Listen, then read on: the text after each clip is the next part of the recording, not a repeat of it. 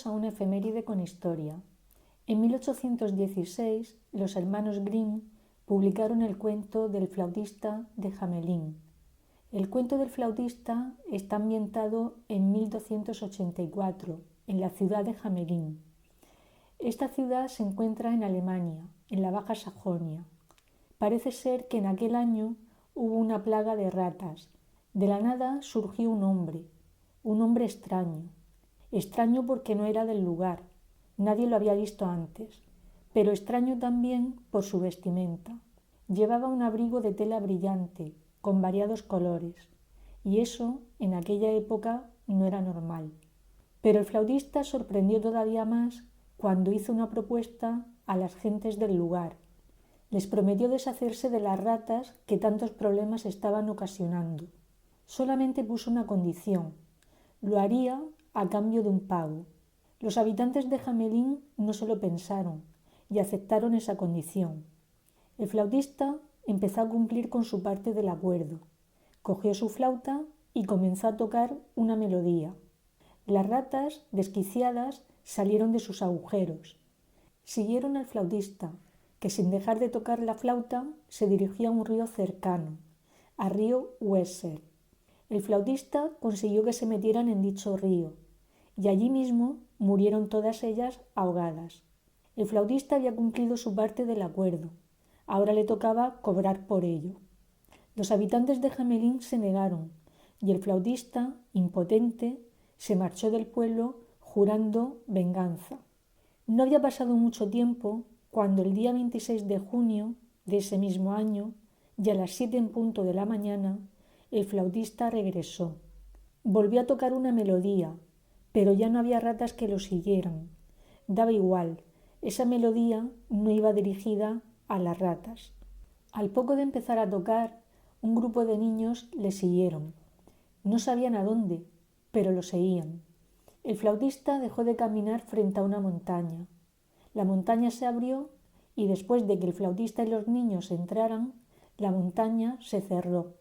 Nunca más se volvió a saber de esos niños.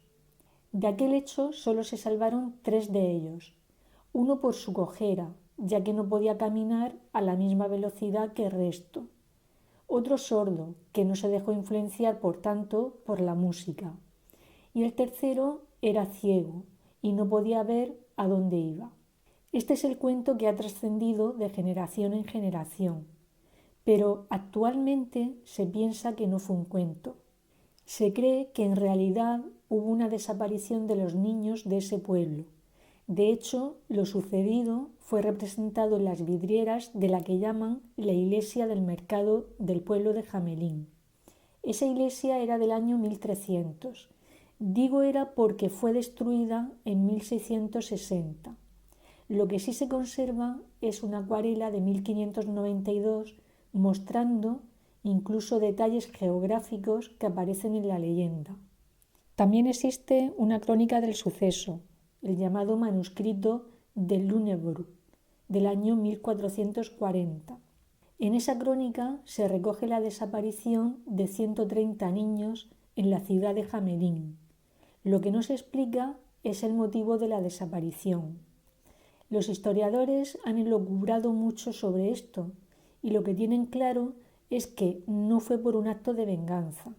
Recordemos que en el cuento el flautista se lleva a los niños por no recibir el pago acordado. ¿Por qué se sabe que no fue por un acto de venganza? Pues porque ni en las vidrieras que antes he mencionado ni en la crónica de Lüneburg se hace mención a las ratas. Entonces, ¿por qué se produjo este hecho? Pues existen varias teorías. El historiador William Manchester, en su obra A World Lit Only by Fire, sostiene que los niños fueron asesinados por un pedófilo que merodeaba por la zona. Otros aseguran que en esa época de formación de nuevos condados, países y territorios, el obispo Bruno de Olmütz dio el encargo de repoblar con nuevos habitantes unas tierras que le había concedido el rey Otakar II, y el encargado de esa misión fue un cazador de ratas. Los cazadores de ratas en la Edad Media están ligados a la expansión de la peste negra, provocada precisamente por las ratas. Estos cazadores eran personas solitarias que iban de un pueblo a otro ejerciendo esa labor. Según esta teoría, este cazador se instaló en Hamelín y estuvo ejerciendo su profesión durante un tiempo, hasta que una noche desapareció de aquel lugar llevándose consigo a esos 130 niños para repoblar las tierras del obispo. Un dato que abundaría en esa posibilidad es que en la actual Transilvania existe un lugar llamado Hamelspring, y es que existía la costumbre de que los emigrantes ponían el mismo nombre de su lugar de origen a los asentamientos que fundaban. También se cree que pueda ser una alegoría de la peste negra, y es que esta enfermedad arrasó la Europa medieval. Además, da la casualidad de que en los siglos XII y XIII la muerte era representada como un esqueleto vestido con alegres colores. Puede que el flautista fuera la muerte al frente de un ejército de ratas. Una última teoría relaciona la desaparición con lo que se llamó la Cruzada de los Niños. Se cree que en Alemania 7.000 niños siguieron a un pastor que se llamaba Nicolás. La creencia es que Jesucristo se le apareció para pedirle que reconquistara Jerusalén. Entonces es posible que los niños de Hamelín se embarcaran también en esa cruzada para no volver jamás. En cualquier caso, esta teoría es la menos aceptada, porque algunos historiadores ponen en cuestión que existiera la propia cruzada de los niños. Para terminar, quería dar un dato un tanto escalofriante, y es que la calle donde los niños fueron vistos por última vez le pusieron de nombre Calle sin tambores.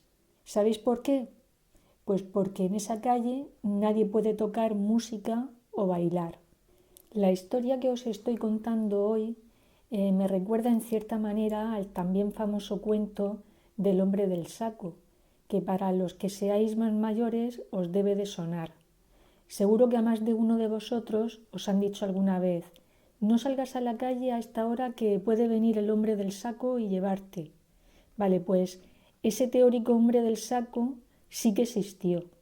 Esa historia os la cuento en un vídeo que publiqué titulado Los sacamantecas y los bebedores de sangre. De todas las teorías que he expuesto sobre el flautista de Hamelín, ¿con cuál os quedáis vosotros? ¿Cuál os parece la más posible? Ya me vais comentando. Hasta la próxima semana.